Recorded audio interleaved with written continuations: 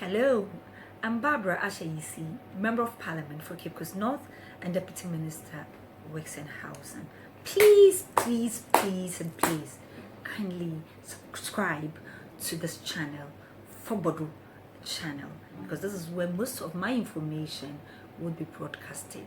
God bless you and keep watching Fobodo channel. Thanks.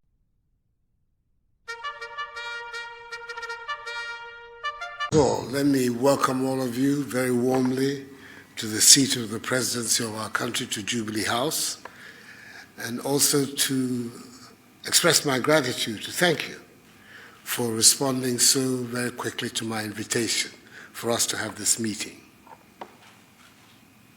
I've been meeting various constituencies in the country, but consultations across the nation could not be complete without also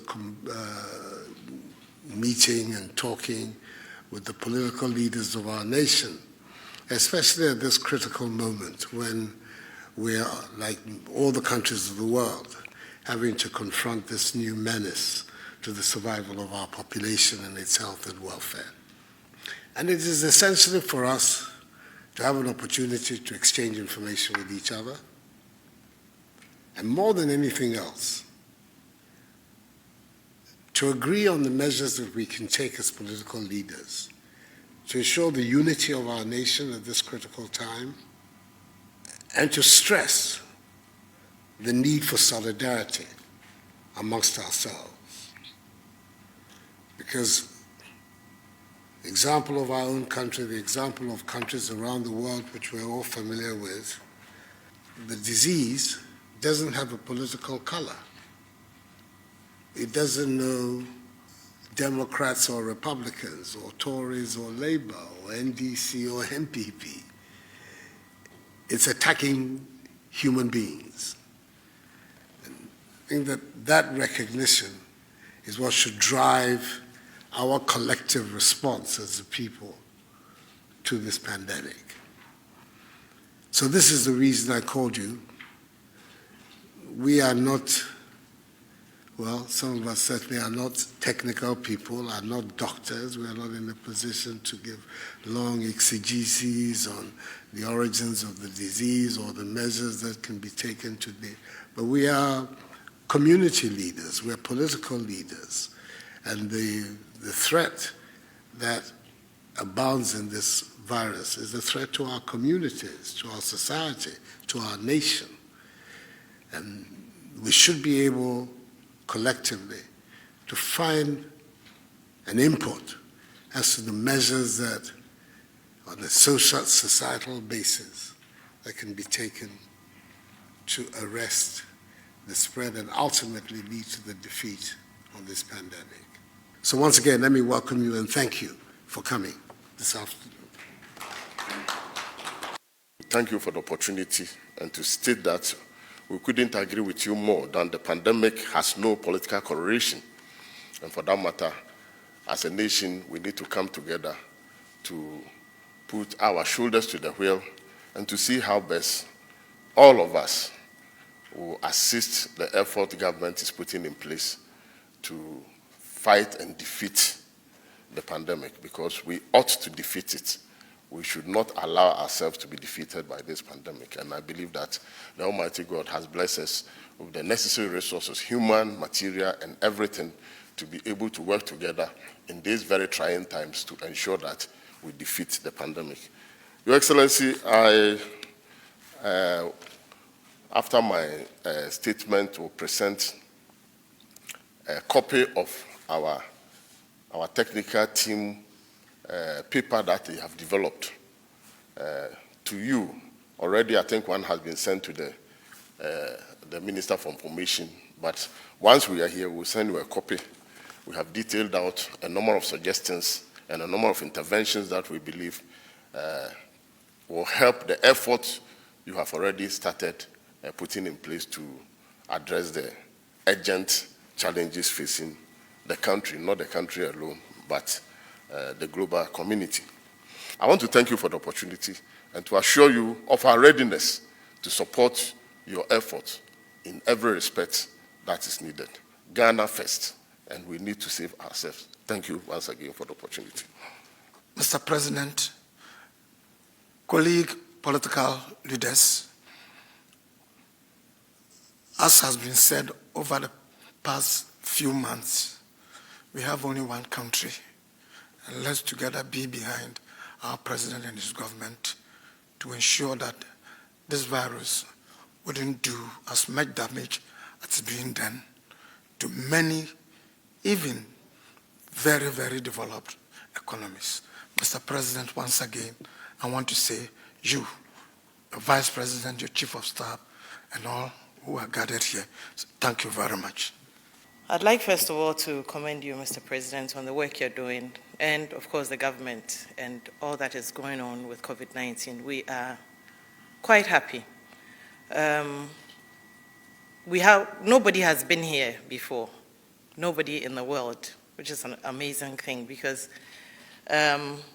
probably the last time the world had to face a pandemic like this, nobody in here was born. So we are all in a new place. We are all in a place of learning, and we're all in a place of growth. And no one here can claim to know how to do it better than anybody else. We're all learning as we go along. So I would like to commend you for what you've done so far. The quarantining of those people on the flights, the lockdown, not very pleasant, but we have to all go through it.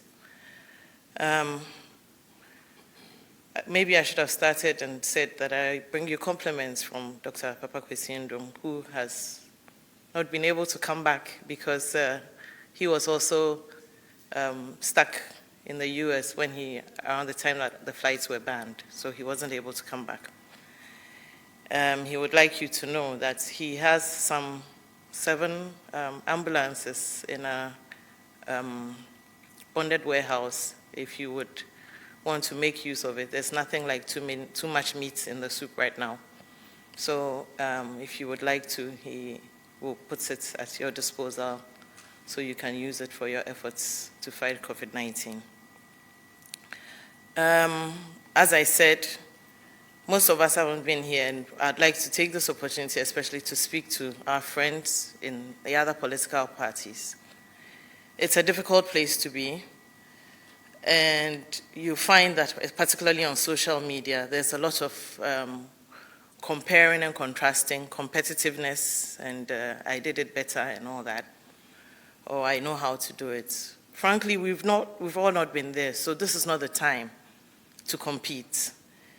I would like to say to us that let's make an effort at taking off our competitive blinders and put on our compassionate lenses.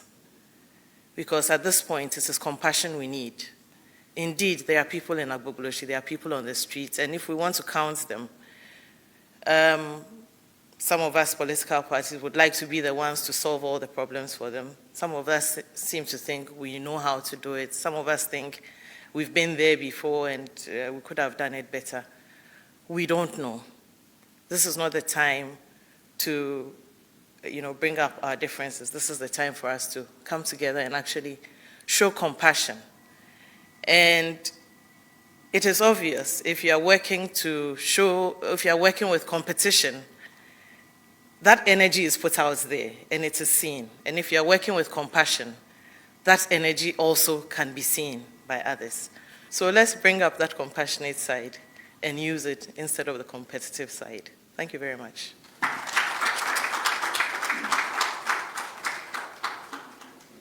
It is a great pleasure, and we are grateful to have been invited here today for us to deliberate with you and your government about ways and solutions we can find to, number one, stopping the spread of this terrible virus, and hopefully also eradicating it from Ghana altogether. In fact, we have all been witnesses to the speed with which it has run around the world. And we have also been witnesses to how some governments perhaps have been slow or hesitant, or in some instances prevaricated about the important decisions they should have made. Fortunately, this is not a charge which your government, Mr. President, can be accused of. I think your decisions thus far have been decisive, resolute, and very important. I say this from a personal perspective because if one takes a look at those who were brought into the country recently on quarantine and the number of those who were found positive, that itself is a testimony to that very important decision. We wish you well, and we offer you our assistance, and we are most grateful for being offered the opportunity to be here today. I stand on behalf of my party to thank you for this gesture that you have invited all of us to come and deliberate on this issue. It shows your desire to unite the country at a critical time when, in fact, unity is what will see us through. Because without unity, this virus can devastate us. We would like to thank the President for the actions taken so far. And indeed, the actions have been very timely and purposeful to the COVID-19 pandemic that we all have to fight. Mr. President, thank you very much for bringing us here, giving us the opportunity, leading this country in a way that we are all happy about. Thank you.